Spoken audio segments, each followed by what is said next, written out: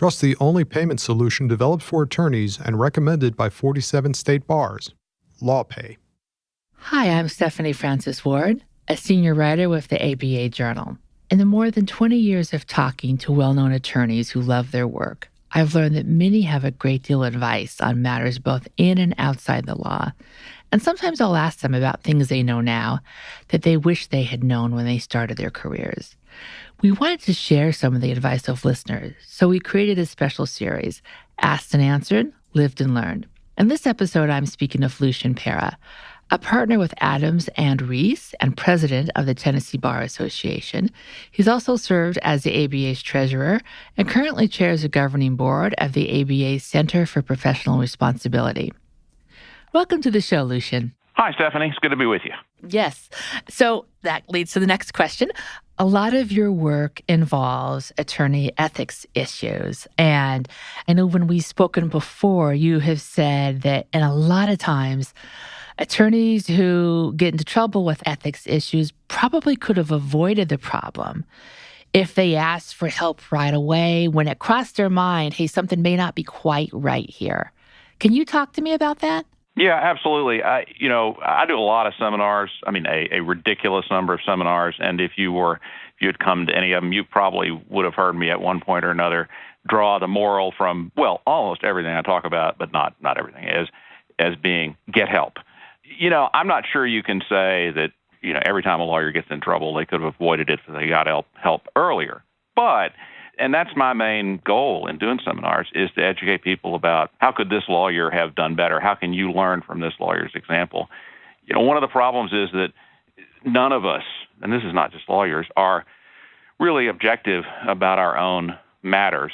And so between the fact that, when we get a problem of some type, we think we have made a mistake, or we think something might have gone wrong that might be attributable to us or our partner, or anything like that happens, we're not the best person to judge, number one, whether there really is a problem, or number two, how to fix it. And the companion problem in the ethics world these days is there are lots of things we do as lawyers that are governed by the law of lawyering that aren't obvious. And nobody taught us in law school, or it's too arcane or whatever. And so there is actually some expertise out there to help. So, between the fact that we're not always objective and the fact that there is help available on these issues, that's one of the reasons I try to draw the moral for people I talk with of get help. I'm curious, do you ever get a call from an attorney and they say, I'm not sure, but I think this might be an issue. And you listen to them, you research it, you use your judgment, and you call back and said, I'm so happy for your call, but I don't think you have a problem here. You're good.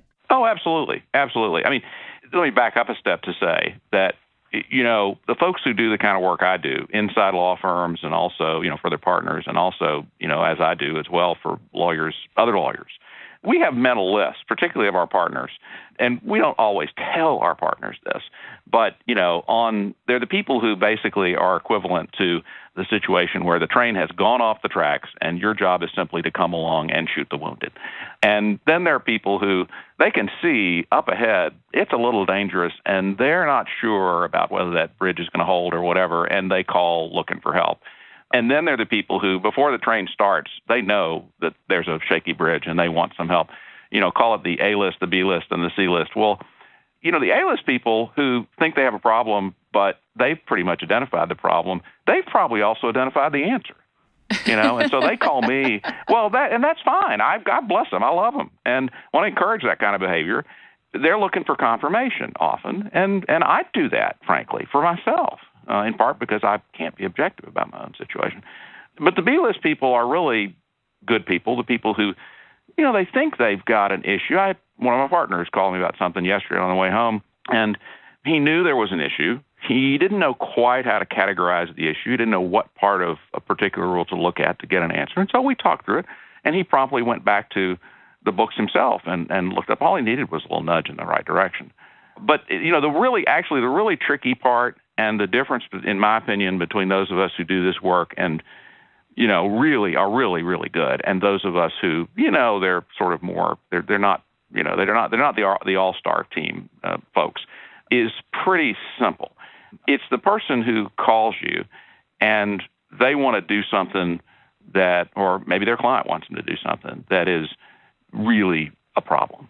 And they may or may not realize it's a problem. It's more difficult when they don't quite realize it's a problem. They want to do something and immediately they can't do this. And what you've got to do, if you're doing it right, doing the job right, is the same thing every lawyer does for every client, which is to counsel them and get them to the right path, the right course of conduct. And you also want to do it, again, any lawyer wants to do this, wants to get their client to the right course of conduct without, being completely rude, being completely negative, being, as we like to say sometimes, Dr. No.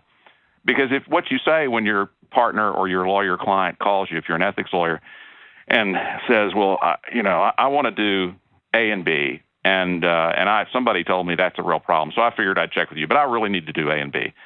If your first reaction is, well, A and B are really a problem, and you can't do them, there's no way. They'll jerk your license in about 3 minutes.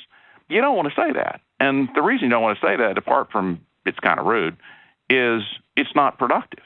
Number one, they've called you for help, and I think they're entitled, as any client is entitled, to counseling, to assistance, to productive advice. Yeah, you want to keep them from doing the bad thing, but you want to do it in a way that may actually accomplish what they want to accomplish. You may want to give them an alternative, if you can, but you also want to let them think through the answer on their own. You want them to hang up the phone, not having thought, well, every time I go to Lucian, he's just Dr. No. I can't do any of the stuff I really need to do for my client. You want them to hang up the phone going, oh, yeah, that's right. I knew that. And Lucian he was helpful. They can think it's their idea. Exactly. And, of course, they come back to you, right, which is one good thing. If I'm in a law firm, or for that matter, if a client, a lot of my lawyer clients, I want them to call me. I want them to call me when the slightest little tingle goes up the back of their neck that maybe there's a problem. That's when I want them to call me. Do you think, because I think, unfortunately, in the law, people are so afraid of making mistakes. And, of course, you don't want to make a mistake, but sometimes it's all-encompassing. Does that prevent people from asking for help? Because they're so afraid of making a mistake, or maybe someone will think that they're not very bright. I think, actually, that's part of this dynamic in terms of getting people to want to call you, because I don't want to embarrass them either. I don't want to say, well, that's the stupidest question I've heard in months, right? Because they'll never call back, and it may also chill their behavior generally. I will digress for a minute to tell you that every malpractice insurance carrier for lawyers will tell you that the most serious concern they have today, broadly speaking, about lawyer liability is mistakes. The frequency and severity of claims involving mistakes is increasing and has been increasing for several years. I think it's not 10 years, but it's maybe more than 5. That's new. There have always been claims for mistake. You blow a statute of limitations, or you fill out the wrong form, or whatever. But it's increasing. And the reason it's increasing, well, nobody knows the reason it's increasing. But more informed folks believe that it has to do with things that are pretty obvious. One is the increased pace of work. Clients want an answer immediately. Mm-hmm. It's harder to make a living. Yeah, that's part of it, I think, too. In other words, a driver towards, if lawyers are under stress in terms of economic stress, yeah, maybe more likely to make mistakes. But I think it has as much to do with the pace at which you're required to get answers, the fact that most of us are working with less backup in terms of associates or other people working on your matters.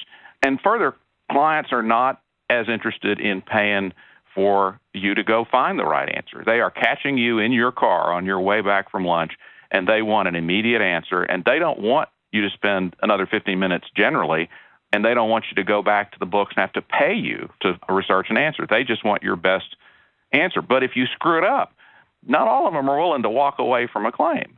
So all of that is to say, I think it's more important than ever for us to figure out how to get over the concern about dealing with mistakes, about whether we're going to make a mistake, about how we avoid them. It's hard. It's a very hard problem. Well, and what's your advice for a client who calls you in your car and wants the answer right now? And I guess maybe the best thing is to say, I can't answer. I want to answer that for you right now, but this is important, and I need to take some more time before I give you an answer. Yeah, I think the truth is often the best response, and this is something I try to do, and I have to do every day because of the way my clients operate. A lot of them are lawyers; they're not patients.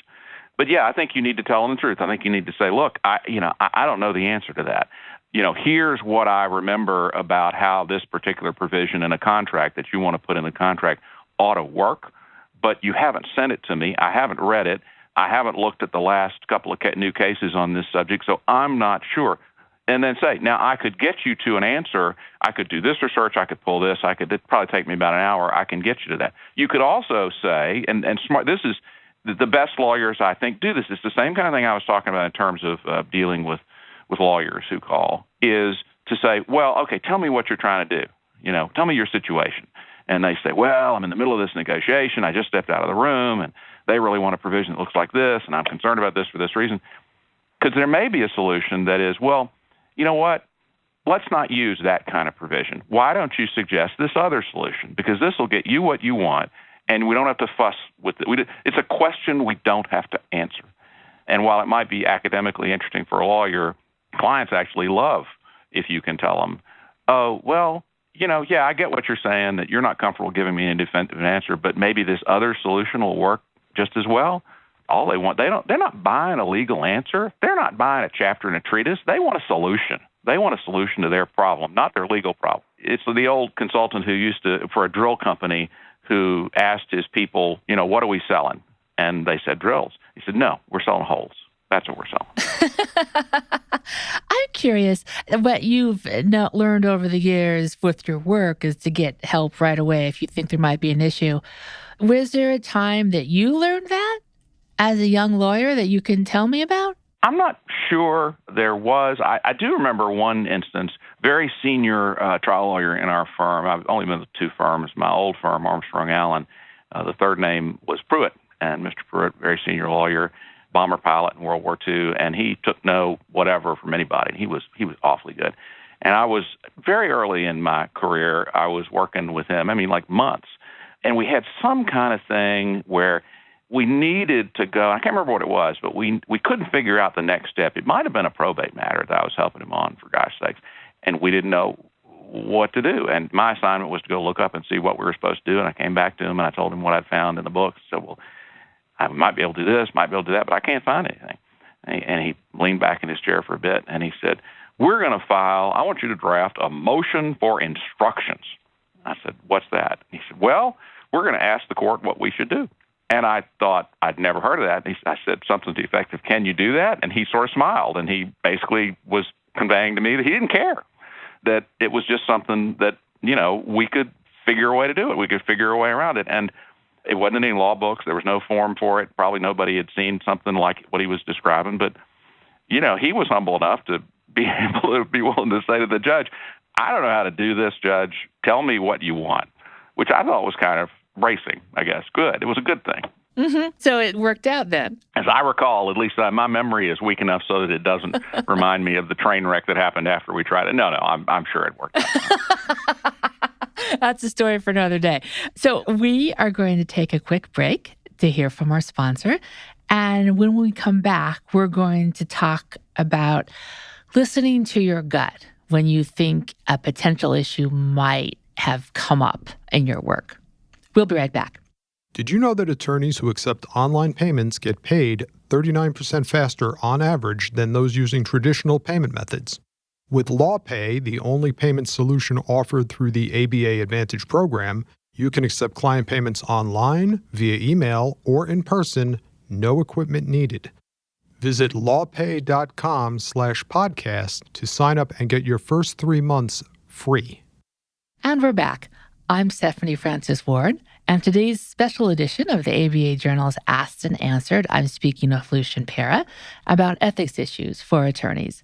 Lucian, what are your thoughts? I think sometimes when an ethical issue comes up, we do get a little twinge at the beginning, and maybe it comes to you at the gym or, in the middle of the night, you're like, oh, maybe this is an issue.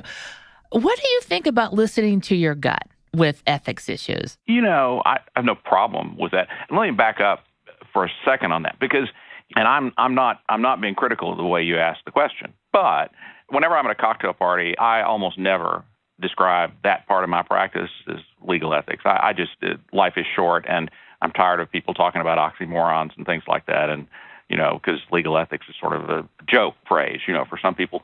What I actually do is advise lawyers and other people on all the regulatory aspects of practicing law. That includes everybody from litigation funders to personal injury lawyers. And so there are aspects of it that are about morals and about ethics, but very few, frankly. And there are times when I've advised lawyers on that sort of component.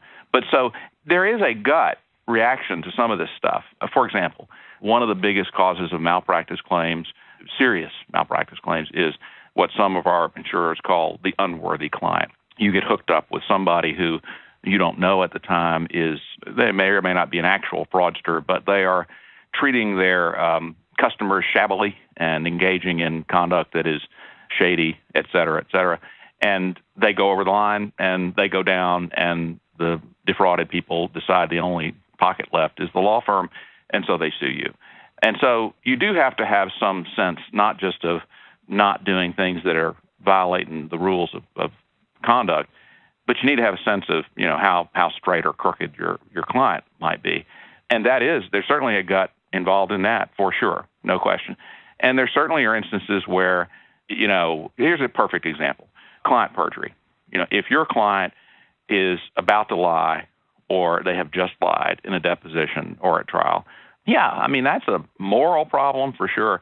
But, it ought to make you, or if you worry that they are lying or have lied, that ought to make you queasy, absolutely. And it ought to also send off an alarm, not in that direction, but also in the direction of the rules, because we got complicated rules that address that. At the same time, frankly, that's one of the 4 or 5 things that lawyers face every once in a while that is literally where I just shout from the podium at seminars to get help, because the rules are very tricky and very complicated sometimes. And also, you don't want to do that by yourself. Answering those kind of questions, what do I do in that situation by yourself, is very difficult and often dangerous.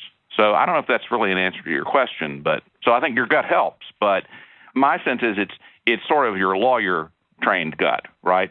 Because, most lawyers understand. The lawyer who called me yesterday, my partner who called me yesterday, it was about contact with a represented party, whether the lawyer in question could contact somebody else's client without their permission. And there was a sort of arcane aspect to that or whatever, but he knew immediately, oh, well, that's an issue, but I think there might be a way around it in this situation. And so, I don't know if he knew the rule number or not. He doesn't have to know the rule number. In my view, if that part of his gut, that lawyer gut, twitched, that's enough reason for him to call me, and God bless him. I love that. I love when a lawyer uses their instincts like that to say, oh, yeah, that's an issue. By the way, that's, in my view, every lawyer, not just on ethics, needs to be aware of that sort of thing. My favorite related quote is from, I think it's Magnum Force, the Clint Eastwood movie in which Harry Callahan, sometimes known as Dirty Harry Callahan, says, quote, "A man's got to know his limitations." And, most good lawyers do have a sense of their own limitations. They know when they see some issue lurking over in the corner of their vision on a matter that looks like an antitrust problem or looks like an employment law problem, they don't do that stuff. The next thing they'll do is call somebody they think does. And that's great. That's a very, very positive instinct, in my opinion. So call it what you will, gut or whatever, but yes, that's terribly important, in my opinion. I want to go back to something when you were talking about the term ethics for lawyers. I'm wondering, too, if another really important part of being a good lawyer is recognizing that you're not the morality police, and you were there to defend your client to the very best of your abilities within what the law allows. And I think it's kind of hard sometimes for people to pick up on that. Would you agree? I do and I don't. I agree in the sense that, the rules actually explicitly say that representing a client doesn't imply or carry with it any endorsement of their political or religious or other views or whatever. So in that sense, absolutely, you're right.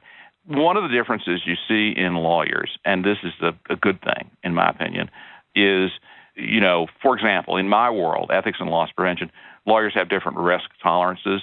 Some are willing to do stuff that's a little riskier than others. And I'm not talking about unethical or illegal stuff. I'm just talking about stuff that's within the lines, but that's right up against the lines. As Edward Bennett Williams used to say, you want to get a little chalk on your shoes, right? So some people are very aggressive, but others are not. Others want to be much more careful. By the same token, a lot of lawyers have a view about who they will and they won't represent, which, as far as I'm concerned, is one of the most important features of being a lawyer in this country. That is to say, we can turn away clients for any reason we want to in almost every jurisdiction of this country. And so in that vein, I know lawyers who, if a client has done certain conduct or a matter, an employment matter or a divorce matter, has certain aspects they won't touch. And it's a personal choice. It's a moral choice sometimes. Sometimes it's a business choice. I mean, there are lawyers who will only represent women in divorces and because they think that makes them more effective, or they feel they're better at doing that, or they're less comfortable representing men. I frankly think that's great. I think it's, frankly, one of the things it indicates is that that lawyer knows her or his, whether it's limitations or preferences. And God bless, if somebody can shape their practice to fit their, even if it's their political preferences or whatever, that's wonderful. There are lawyers out there who are cause lawyers on every side of the political spectrum. And I think that's great. I think it's one of the great things about being a lawyer is that you can, in fact, if you have some level of success, you get a chance to choose your clients, you get a chance to choose your matters. And I think that's cool. I just think that's cool. Not everybody has that option, obviously. Not every lawyer has that option, and certainly not every person in their employment setting has that option, but it's part of being independent. And that's one of the most important things about being a lawyer. And that's everything we have time for today. I want to thank you so much for joining us. Thank you. It's been a pleasure. And listeners, thank you for joining us. If you like what you heard today, please rate us on Apple Podcasts and check out our other special edition Lived and Learned podcast and the ABA Journal's Asked and Answered series.